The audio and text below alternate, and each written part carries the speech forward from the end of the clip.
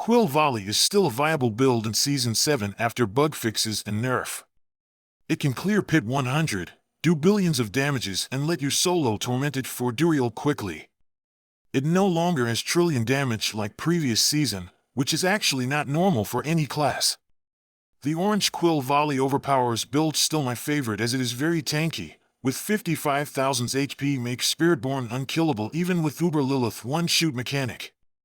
The build is very simple to make as you don't need to manage armor and resistance cap. Your HP and shield will absolve any damage in the game.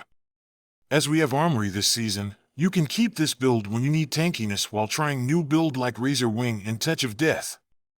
Few adjustments to the Orange Quill Volley are required for Season 7 after the bug fixes on various part of the build. This video is intended for those who has played the Quill Volley Overpower build in Season 6, therefore I will only focus on the adjustment for Season 7. If you have not played this build before, you can refer to my planner for Season 6 in the description section. My build planners also include Season Realm and Eternal Realm for Season 7. Let me walk you through the changes from Season 6. We still need gears with greater affixes on Maximum Life and Masterwork the affix. Nevertheless, this is not to buff the damage of Viscous Shield, as the damage is fixed at 33% maximum with 100% barrier generation.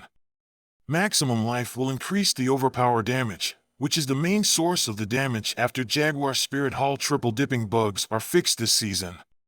You need to use Rehair as Mercenary to get the fortification bonus, in order to increase the overpower damage. As maximum resolve stacks are removed from the tempering, you can replace it with Resilient for maximum life. Resilient only triggered by Gorilla skill and lasts 10 seconds, therefore you have to activate Armor Hide whenever it is off cooldown. You can use Hunter Ultimate to reset the cooldown of Armor Hide with Intricacy passive, which you can get with free passive point from Shroud of False Death. This can ensure 100% uptime of Armor Hide. You still gain 8 free maximum resolve stacks from Armor Hide passive and 2 from Gorilla Spirit Hall, which can increase the damage of Colossal Paragon Glyph.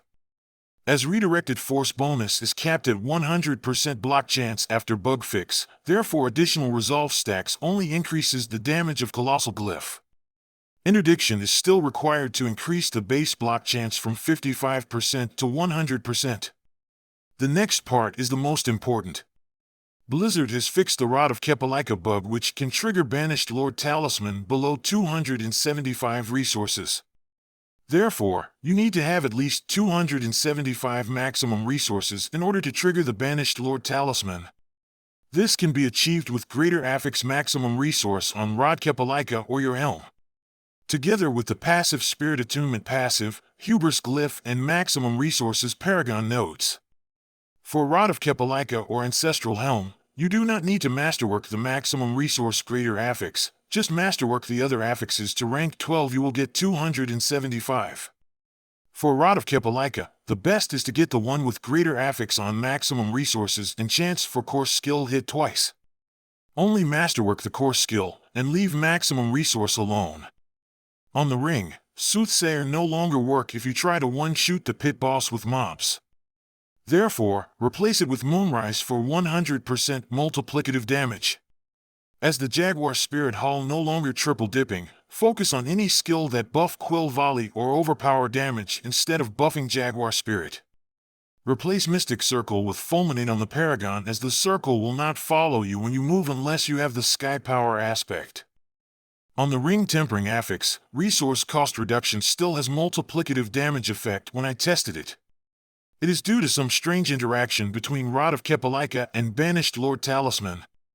On Mystical Circle Potency affix, you can replace it with basic skill damage. My ring already hit the tempering limit, therefore I keep this affix.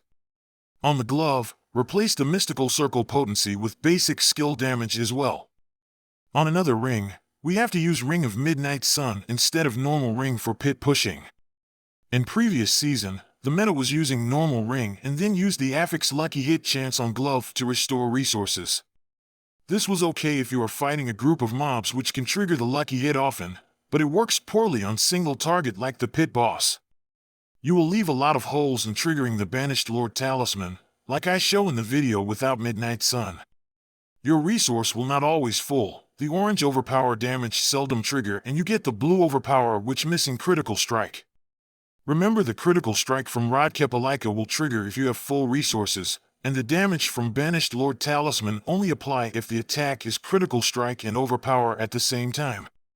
We do not need Midnight Ring last season because Spiritborn has a lot of damage from the Viscous Shield bug and the Soothsayer help us one-shoots the boss. As we use Midnight Sun, we can replace the Affix Lucky Hit Restore resource with Dexterity or Attack Speed on Glove. If your build is not to push the pit, it is okay to use the old build without Midnight Sun. You can use Soothsayer as it still works well with non-boss enemies. On Paragon nodes, pick Critical Strike damage nodes and all Dexterity nodes around the Spirit Glyph, as Critical Strike and Overpower damage will be the main source of damage in this build. That's all I would like to share with you. You can find the build planners at the description section for season and non-season version. Thanks for watching. Please click the like button if you find this video helpful. This will help me tremendously. Stay tuned and consider subscribe for more Diablo 4 content. Thank you and have a nice day.